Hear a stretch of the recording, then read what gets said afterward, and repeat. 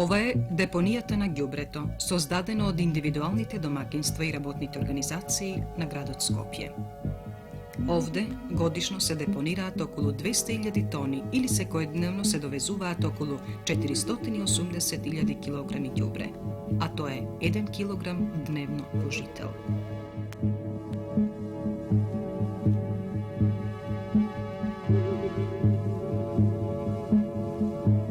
Собирањето и депонирањето на цврстите отпадоци представува еден од крупните проблеми на нашата цивилизација, како од комунален аспект, така и од еколошки, санитарно-епидемиолошки, технолошки, урбанистички, градежен, хидролошки и енергетски.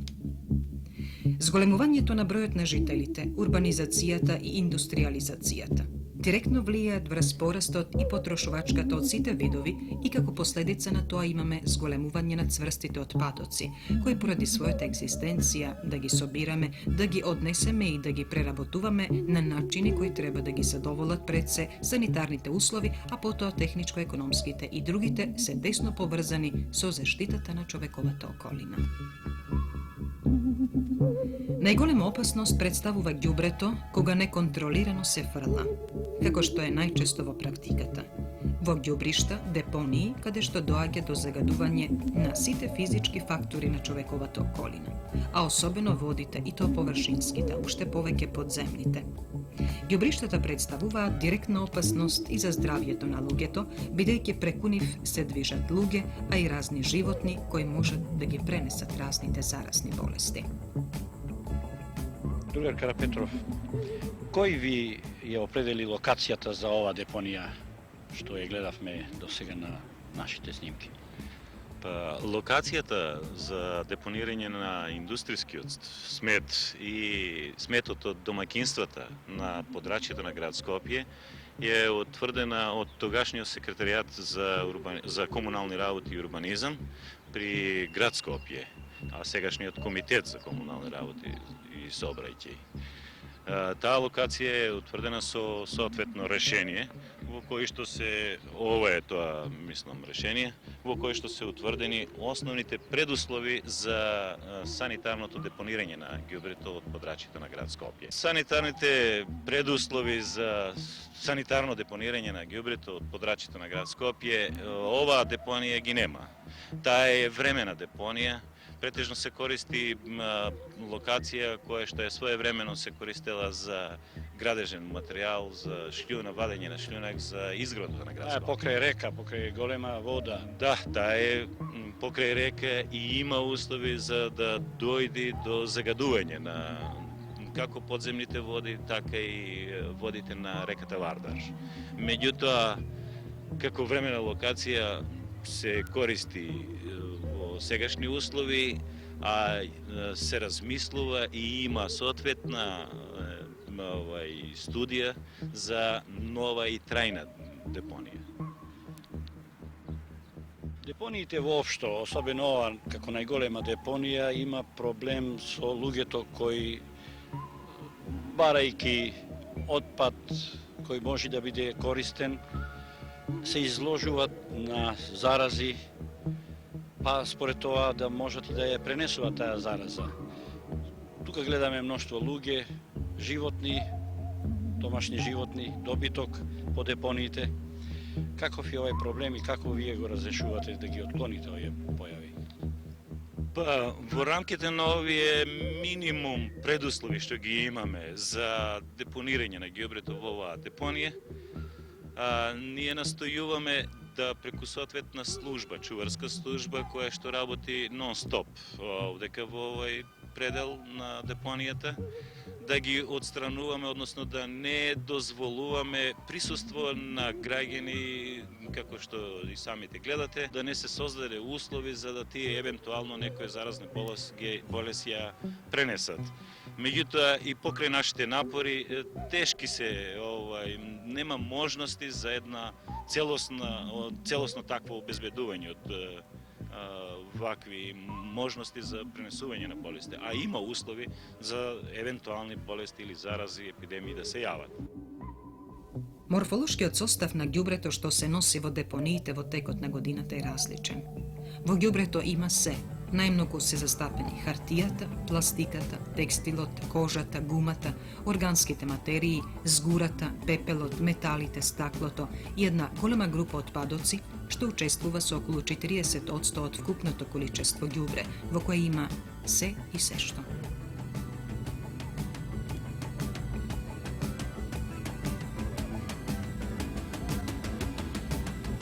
Често пати на наша адреса се праќаат приметби да ние како основна организација на Сдружен труд не водиме сметка за селектирањето на сметот. Тоа е вистинско богатство по некои искажувања, особено големите депонии. Во нив има се и се што, особено работи кои што можат повторно да се вратат во процесот на производството. Како вие на овој програм? Ја како ова моето долгогодишно искуство од 12 години како што сум во оваа основна организација, проблемот го гледам од еден друг аспект. Мислам дека селектирањето на ѓубрето од подрачјето на град Скопје може да се врши едино од изворот на неговото создавање. Оваа механизација што ја имаме сега, во сегашни услови, не е во состојба да ни овозможи селектирање на местото на оваа депонија овдек. Затоа што сметот на подрачјето на град Скопје претежно се состои од биолошка основа, така да при транспортирањето и носењето на истиот до депонијата се доаѓа до мешање на биолошкиот смет и често пати како не во депонијава се доаѓа како маса и таа маса тешко може да се селектира. За решавање на овој проблем ние имаме соодветна анализа, соодветен предлог до структурите на градот, да селектирањето на ѓубрето се врши на самиот извор на создавањето на ѓубрето по пат на оние така наречени контейнери од 1 кубик и 100 запремина. Преку тие контейнери би можело со соодветни бои на самите контейнери би можело да се селектира ѓубрето уште во местото на изворот на создавањето и на тој начин ќе има една полза од селектирањето на тоа ѓубре, секундарните сировини. За неколку баре видови, хартија, дрво, железо, стакло, какво е искуството на град Скопје во овој смисол? Па сега на оние напори што се прават се само во изворот на нивното создавање. Претежно се опфатени оние објекти каде што се поголеми, како што е трговскиот центар, собранието на Македонија, собранието на град Скопје, и другите создавачи на поголема количина на ѓубре и претежно таму имаме работници кои што се селектираат. Годишната вредност на таа селектирана смет е негде околу 130 милиона стари динари и ние не сме задоволни со оваа корис од таквото селектирање, меѓутоа сега за сега се тоа минимални предуслови за вакво селектирање, а се надевам дека кога ќе се создадат услови и кога сите граѓани на град Скопје ќе ја превземат, али својствено таа акција, би можело користите од такво селектирање.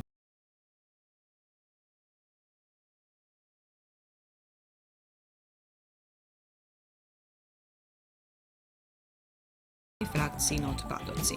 Муви, чад од постојаното горење на отпадоци, како и метанот, кој во процесот на распаѓањето на органските отпадоци се создава како биогаз и може да експлодира и да предизвика големи човечки материјални штети. Чувањето на разните отпадоци на ѓубриштата е извор на можни епидемии на заразни болести. Вие сте организација голема која обслужува уште поголем град. Колку работници кои обслужувате градот Скопје и посебно депонијата? Основната организација на Сдружен труд комунална хигиена, која што е во рамките на работната организација Комуналец, се занимава со одржувањето на комуналната хигиена на подрачјето на град Скопје и тоа за подигнувањето на привремено сместениот смет од страна домаќинствата и организациите на Сдружен труд како и одржување на јавната комунална хигиена, тоа е одржување на чистотата на јавнопромитните површини. Вкупниот број на работници во оваа основна организација изнесува негде околу 660 работника. Од тие околу 180 работника се занимаваат со подигнувањето и транспортирањето на ѓубрето од подрачјето на град Скопје, а останатите работници се занимаваат со одржување на јавната комунална хигиена и во рамките на оваа основна организација на Здружен труд има и служба за уништување на кучиња и мачки скитници, служба за подигнување и сфрлување на фекали и фекални води од оние организации и индивидуални домаќинства кои што проблемот со канализацијата го имаат решено по пат на изградба на септички јами. Така да тој вкупен број на работници, како и механизација која што брои негде околу 90 возила, претежно специјални возила, преку годината се занимаваат со одржување на комуналната хигиена на градот Скопје.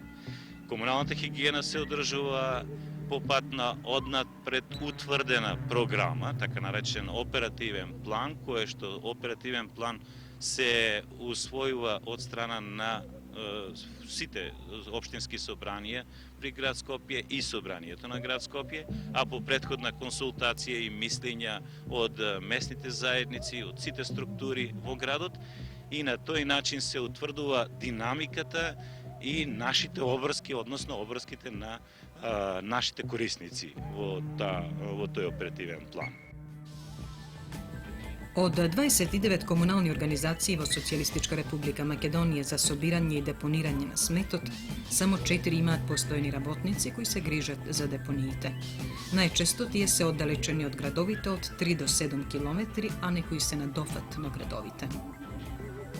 Ова депонија беше оддалечена од градот, а сега градот се доближи до неа. Вакви случаи имаме повеќе во републикава кои не се вклопени во урбанистичките планови на градовите. Отпадоците во помалите места се складираат во вид на нафрлани купишта на рамен терен или во дупки и долови. Ретко некаде се практикува рамнење, набивање и покривање на отпадоците со слој од земја, песок, кој ќе служи за изолација. Ова е депонијата на Прилеп, оддалечена 7 километри од градот. Вие изнесовте доста од проблематиката, но кои се по ваше мислење најхитни, најосновни проблеми за разрешување во врска со депонијата, во врска со задачите кои вам ви престојат? Проблемите се многу бројни. Ние како основна организација на Здружен труд за одржување на комунална хигиена на град Скопје сме ангажирани претежно да ја оддржиме комуналната хигиена на степен кој што одговара на град Скопје како град, велеград, може да се каже. Према нашето ангажирање, ние имаме во Скопје една динамика на изнесување на ѓубрето кој што ја нема во ниеден град во Југославија. Па не сум сретнал нити во литературата да има таква динамика на изнесување на ѓубрето и во другиве градови, европски и слично. Само за илустрација, на подрачјето на град Скопје ѓубрето околу 57% од подрачјето на град Скопје ѓубрето се изнесува секојдневно, вклучувајќи и неделата. Тоа е една динамика која што ја нема нигде, а останатиот дел во градот се изнесува 3 пати во неделата, сосема е мал дел од подрачјето каде што се изнесува еднаш во неделата. И при една ваква наша обврска за изнесување на ѓубрето, би требало да градот Скопје биде таков кој што не би смело се најди хартија ливче на територијата на градот. Меѓутоа, не се само нашите обврските прашање, ние таа обврска извршуваме, затоа сме присутни секаде по местни заедници, по општински собранија и немаме досега некој кикс. Може да настане некој кикс, меѓутоа тој кикс во текот на денот или во наредниот ден секој пат таа работа се реализира. Меѓутоа, за мене предуслов за еден поголем степен за комунална хигиена е и самите корисници на нашите услуги да се придржаваат према оние обврски кои што ги се зацртани во одлуката за одржување на чистотата на подрачјето на град Скопје. И не само корисниците, ако мислам на граѓаните, него и самите основни организации на Сдружен труд кои што користат наши услуги. Тука имаме известни слабости. Иако со одлуката е предвидено да се привременото сместување на ѓубрето врши по пат на пластични кеси, меѓутоа, иако во почетокот беше тоа прилично прифатено од граѓаните, во последниве години тој степен на користење на кесите е сосема мал. Ако во почетокот се користеше негде околу 80%, сега имаме помалку од 30% од граѓаните ги користат тие кеси. И сето тоа создава проблеми, создава една недобра гледка да ѓубрето и ако во текот на денот е подигнат, непосредно по подигнувањето да се сретнуваат пак изнесување на кесите во градот и слично. Кои се проблеми со депонијата, самата депонија? Па со депонијата проблемите се во тоа што не ги имаат оние санитарни предуслови за навремено и такво депонирање на ѓубрето кое што ќе овозможат технички услови. Во летните периоди немаме проблеми во смисол на растурувањето и самото депонирање на ѓубрето со возилата. Али имаме проблеми со тоа што ѓубрето само од себе се пали, бидејќи содржи стакла и разни други материјали, а од сонцето сето тоа се пали само од себе и создава проблеми на непосредната околина, на местните заедници, маџари, аеродроми и така натака, и местни заедници прилично реагираат на таа појава од смрад на чадот и слично. Додека во зимскиот период пак проблемот е во тоа што при самите врнежи тежок е пристапот на тешките теретни возила во депонијата и самата тоа допринесува да се зголемуваат трошоците бидејќи мора да се депонира пред самата дупка, а булдожерот ќе мора да ги тоа ѓубрето турка до самата дупка. Што се случува со отпадот на стари машини, големи машини, железо, дрво, гуми, автомобилски? И тоа представува и таквите предмети, крути материјали, така наречени опасни материјали, и тие представуваат за градот прилично еден од виталните проблеми. Во градот тој проблем не е решен.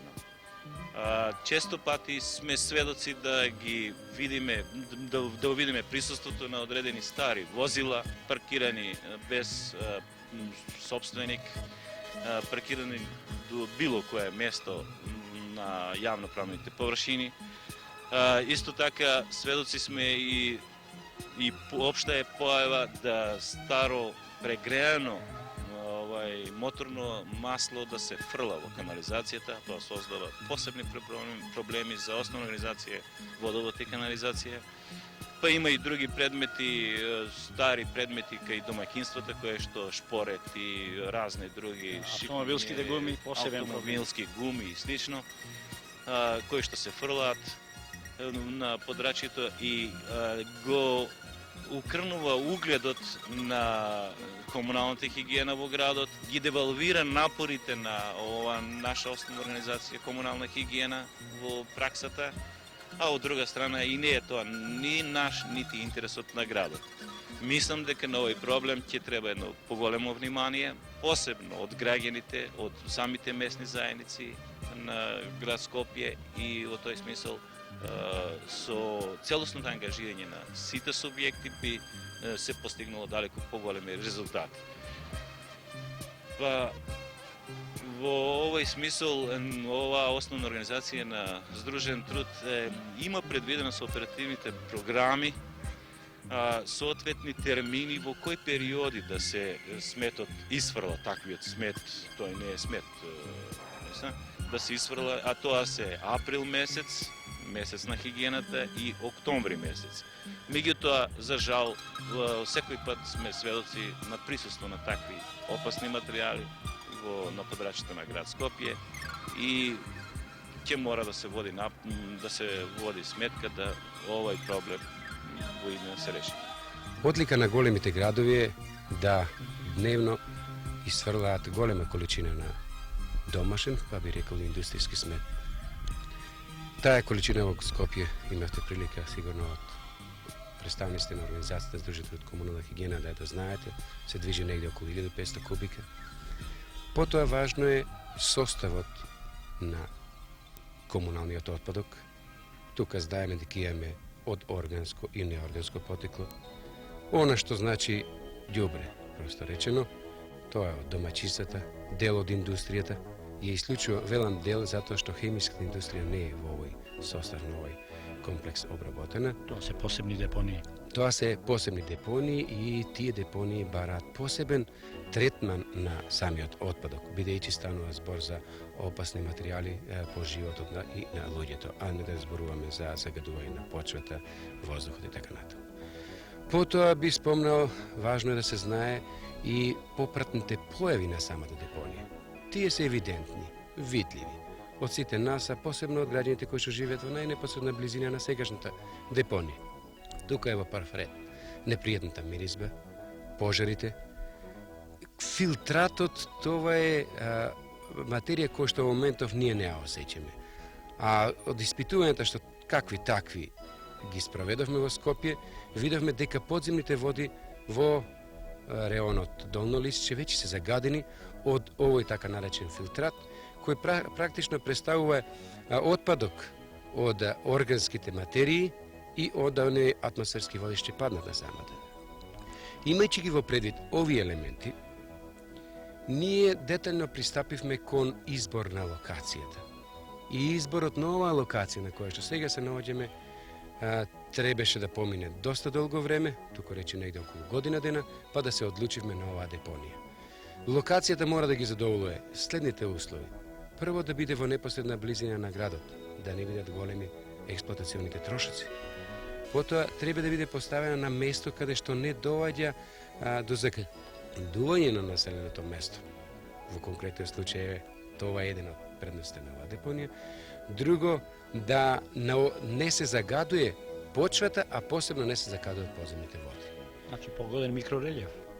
Во конкретниот случај, дотичнава локација, која се наоѓа на 14 км југозападно од Скопје, ги задоволува по наши сознанија, а и покасно тоа го потврди ревизионата комисија, а најповеќе би рекол и Советот за заштита на човековата средина.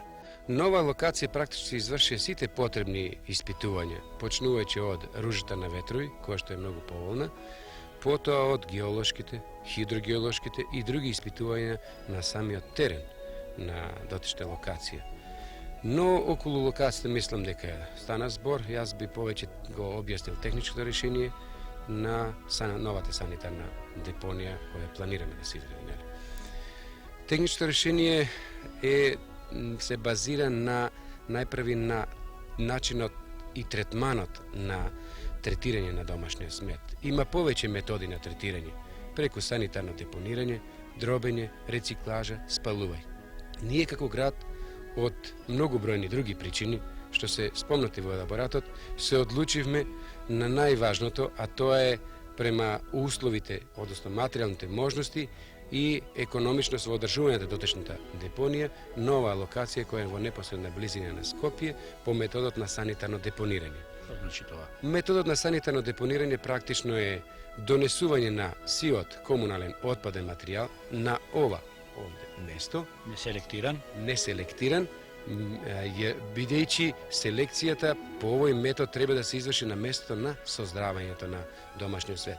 Во сметот, мислам, во куќата, во домакинствата, во работните организации, во фабриките и така натаму.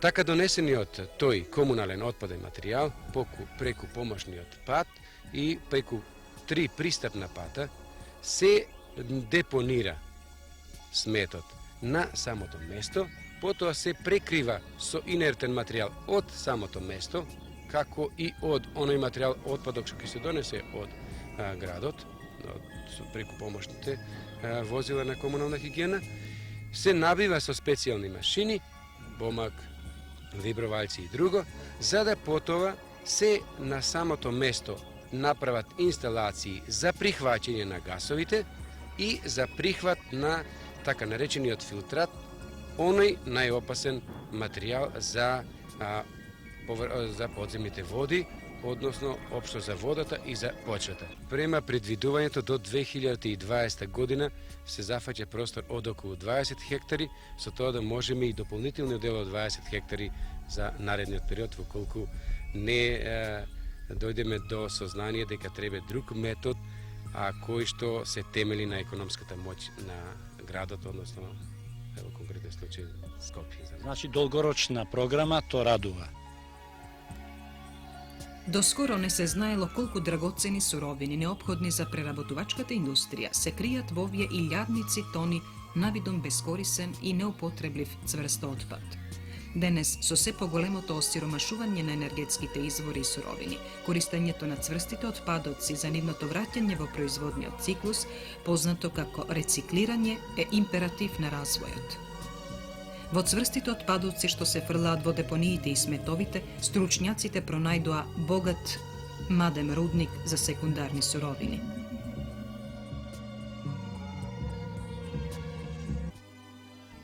Побогатите и развиените земји од поодамна разбрале дека не се доволно богати за цврстите отпадоци да ги фрлаат неискористени. Затоа развиле и усовршиле технолошки постапки со кои од отпадоците се извлекува се што може да се извлече од суровина до енергија.